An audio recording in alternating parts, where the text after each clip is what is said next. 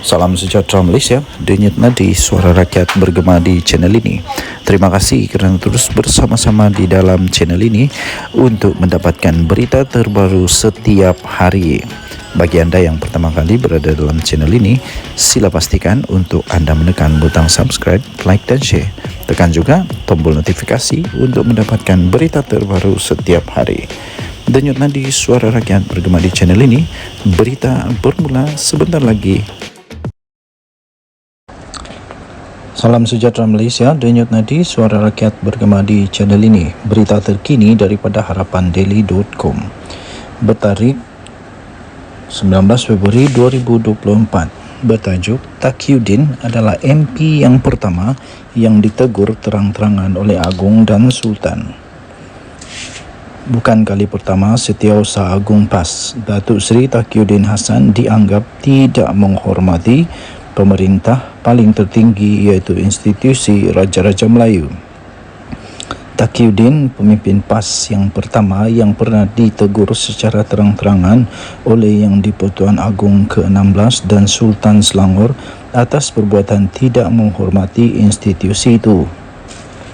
Kes yang pertama ketika Taqiyuddin mengumumkan pembatalan ordinan darurat di Parlimen tanpa perkenan baginda Yang di-Pertuan Agong pada waktu itu, iaitu Al-Sultan Abdullah Rayatuddin Al-Mustafa Billah Shah.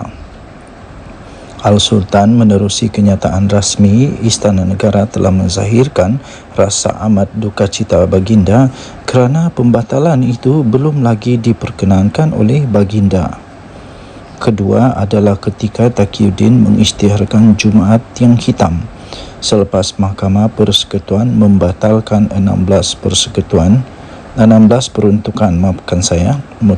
Saya ulang semula. Kedua adalah ketika Taqiyuddin mengisytiharkan Jumaat yang hitam selepas Mahkamah Persekutuan membatalkan 16 peruntukan dalam enactment Jenayah Syariah Kelantan pada 9 Februari yang lalu. Tanpa menyebut mana-mana pihak, baginda bertitah kenyataan seperti Jumaat hitam itu menimbulkan polemik sehingga mengelirukan umat Islam. Bagaimanapun, selepas Sultan Sharafuddin membuat teguran itu, Taqiyuddin tetap mempertahankan kenyataannya.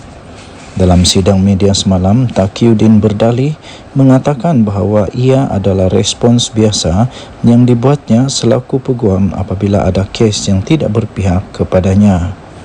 Katanya, bila saya kalah kes, saya kata ini Isnin yang hitam atau Selasa yang hitam. Ia hari yang hitam untuk anak guam saya, katanya. Dalam nada bergurau ketika sesi dialog di antara pemimpin PAS dengan media berbahasa Cina di Kuala Lumpur semalam. Katanya, itu hari yang hitam untuk kami kerana undang-undang kami di Kelantan diisytihar tidak sah dan tidak berperlembagaan, katanya. Respon itu mendapat perhatian daripada Ketua Penerangan PKR Fahmi Fazil yang menyifatkan perbuatan Taqiyuddin yang ditegur terang-terangan oleh Sultan dan Agong bukanlah satu perkara yang membanggakan.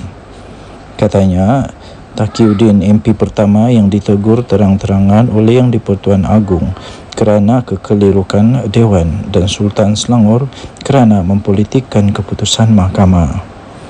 Bukanlah satu perkara yang patut dibanggakan, ciapnya di aplikasi X. Denyut nadi suara rakyat bergema di channel ini. Jangan lupa tekan butang subscribe, like dan share. Malaysia kita punya, cinta Malaysia ku kita, jaga kita. Kita jumpa lagi. Selamat petang Malaysia. Bye bye. Salam sejahtera Malaysia. Soalan pertama, di mana PAS ketika dia dalam kerajaan dia jadi bisu? Waktu kerajaan Perikatan Nasional dulu, PAS berada di sana. Menteri Undang-Undangnya Taqiyuddin Hassan. Hadi Awang duta bertaraf menteri, dan ramai lagi MP-MP menjadi menteri di dalam Kabinet Malaysia. Tapi di mana dia orang waktu itu? Kenapa jadi bisu, pendiam, tiba-tiba diam, sekarang sudah jadi pembangkang, baru jadi hero. Akhirnya muncul seorang yang cukup berani, yaitu Setiausaha Biro Kanun Marwan Abdullah. Beliau menyelar PAS, menyelar PAS, Kanun Selar Luham PAS, membisu semasa dalam kerajaan. Ini di harapandaily.com 17 Februari. Di mana PAS waktu itu? Waktu dalam kerajaan kenapa tak buat? Sekarang baru nak jadi hero. Kanun Selar Luham PAS membisu semasa dalam kerajaan. Biro Undang-Undang Amanah atau Kanun telah menyelar Lajnah Undang-Undang dan Hak Asasi Manusia PAS atau Luham yang memutar belitkan fakta kes Nik Elin Zurina Nik Abdul Rashid lawan Kelantan. Beliau berkata, mereka menuduh Kerajaan Persekutuan dan Peguam Negara Malaysia menikus kononnya atas sebab kegagalan untuk menyertai prosiding tersebut, kata Setiausaha Biro Kanun Marwan Abdullah dalam satu kenyataan.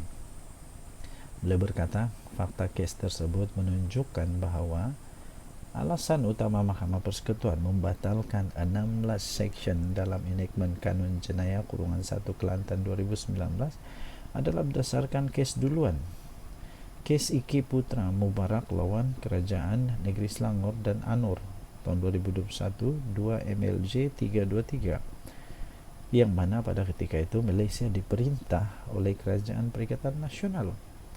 Ada Menteri Undang-Undang dan Menteri Agama yang diwakili oleh PAS waktu itu. Marwan mendakwa PAS sebenarnya yang membisu ketika dalam kerajaan. Kenapa? Sila jawab. Kenapa waktu itu dalam kerajaan ada kuasa tapi tak buat apa-apa? Membisu, jadi orang bisu.